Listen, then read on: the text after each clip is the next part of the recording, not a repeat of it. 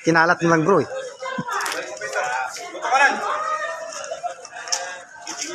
Please! Okay. Mga kapatid, ginawa natin yan. Hindi para pahirapan kayo ha. Hindi para pahirapan kayo na mga kapatid natin. Six! Swerte pa kayo dito sa bahay natin kasi ganyan lang. Ang inabutin.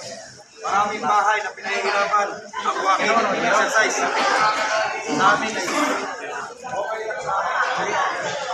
Kasi magkakapatid kayo. Huwag na lang kayo sa ilaman na nagtatawanan po sa puso nyo. Ano mo nga ito kanina? Bukas ng bahay ng guardians, bukas ang pintuan ng RSGI sa sinong gusto lumabas. Yan, wala sa inyo ang sisira ng binuong at samahan ng buong RSGI. Wait!